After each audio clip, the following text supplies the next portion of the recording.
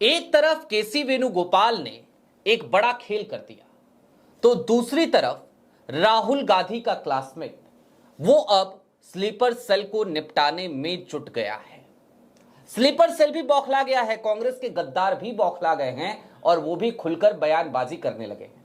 जरा सोचिए ना, कांग्रेस के कार्यालय में एक प्रेस कॉन्फ्रेंस हो, जरा सोचिए कि कांग्रेस की एक राष्ट्रीय विंग खुल करके किसी नेता की एक यात्रा का समर्थन करे और कहे कि कांग्रेस इसमें शामिल होगी, और फिर कांग्रेस के गद्दार कहे नहीं नहीं नहीं नहीं, नहीं हम शामिल नहीं होंगे क्योंकि ये यात्रा उनकी निजी है ना। बड़ी अजीब सी बात, बड़ी चक्कर घिन्नी सी। जी हां, लेकिन यह समझिए कि असली कांग्रेसी सड़क पे उतरा है तो कांग्रेस के गद्दार चिल्लाने लगे हैं, और ये असली कांग्रेसी वो कांग्रेसी है जिसका राहुल गांधी से पुराना नाता है, जिसके पिता का राजीव गांधी से पुराना नाता है और जिसका परिवार खाटी कांग्रेसी रहा है। नमस्कार, मैं स्वप्निल और आप मुद्दा देख रहे हैं।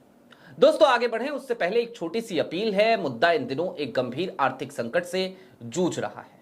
एक तरफ हमारे मेन बैंक अकाउंट्स फ्रीज चल रहे हैं, तो दूसरी तरफ हमारे 2.5 साल पुराने चैनल को हमसे छीना जा चुका है।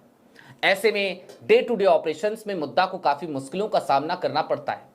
लिहाजा आपसे गुजारिश है, और यह गुजारिश करना हमारी मजबूरी भी, कि यदि आप चाहें, यदि आप सक्षम हो तो छोटी छोटी मदद मुद्दा की जरूर कीजिएगा। इसके लिए आप स्क्रीन पर दिख रहे क्यूआर कोड या नीचे दिख रहे यूपीआई नंबर का इस्तेमाल कर सकते हैं। अब आगे बढ़ते हैं दोस्तों, एक यात्रा 6 महीने तक चलने वाली है। इस यात्रा की शुरुआत 5 अक्टूबर की तारीख को होगी। इस यात्रा का ऐलान करते हुए आज राहुल गांधी के क्लासमेट रहे बृजेंद्र सिंह ने कांग्रेस के हरियाणा कार्यालय से इस बात का ऐलान किया। उन्होंने इस यात्रा का लोगो भी जारी किया, आपकी स्क्रीन पर उनका ट्वीट भी है। उन्होंने प्रेस कॉन्फ्रेंस करी बाकायदा हरियाणा के प्रदेश कार्यालय में, और उसके बाद कई नेताओं के बयान आए। ये वही नेता हैं जिनके आकाओं को महत्वपूर्ण जिम्मेदारी कल केसी वेणुगोपाल की चिट्ठी से मिली थी। राहुल गांधी दरअसल उन दोनों लोगों के नामों पर सहमत नहीं थे, हम आपको बता चुके हैं, हम उस तरफ नहीं जाएंगे। लेकिन राहुल गांधी किन लोगों को पसंद करते हैं, किनके हाथों में जिम्मेदारी सौंपना चाहते थे, जरा अब उस तरफ चलिए और उन चीजों को समझिए।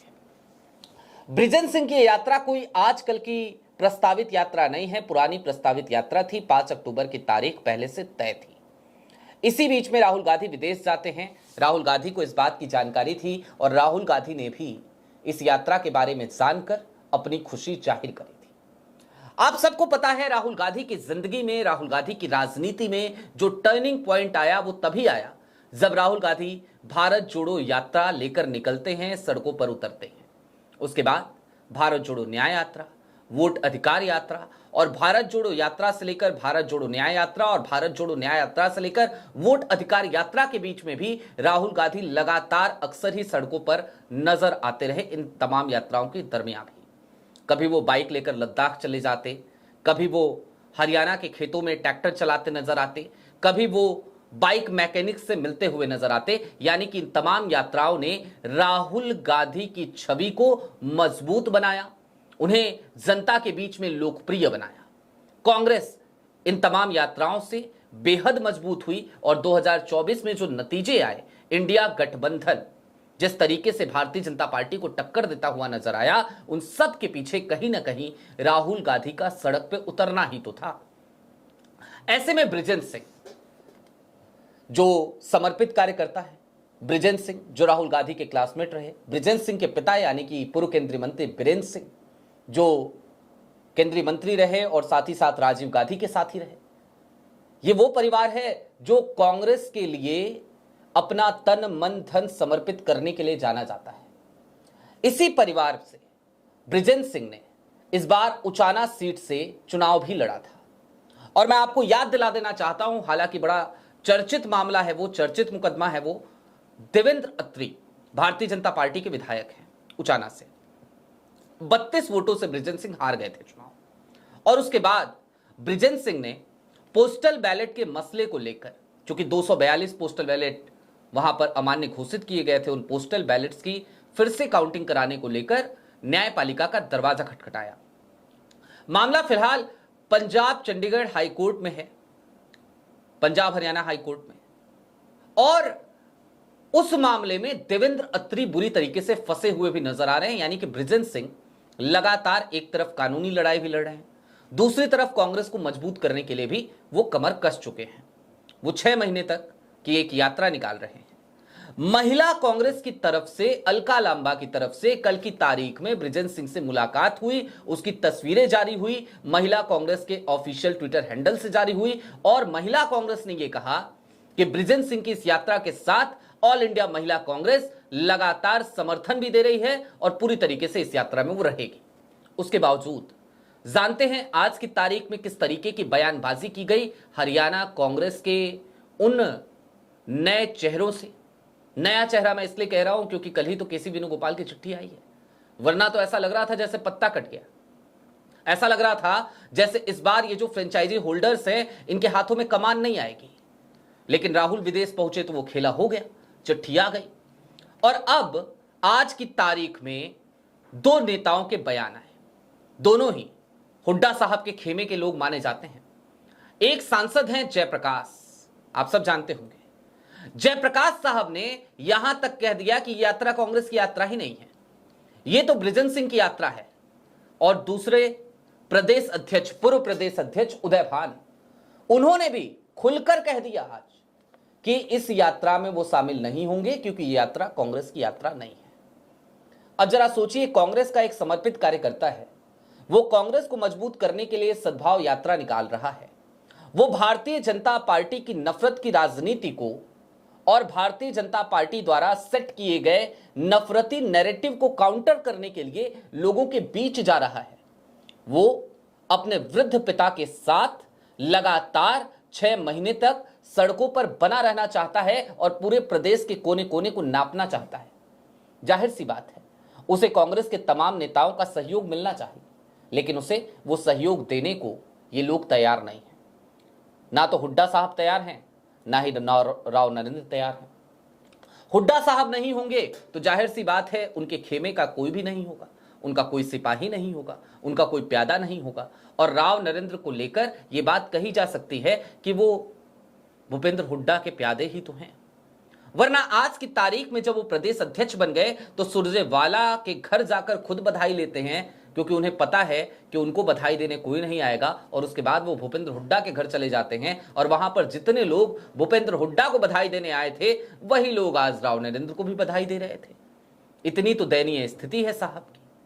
और साहब हों या फिर कि बड़े वाले साहब हों यानी कि हुड्डा साहब हों, दोनों इस बात का मन बना चुके हैं कि हम इस यात्रा में शामिल नहीं होने वाले।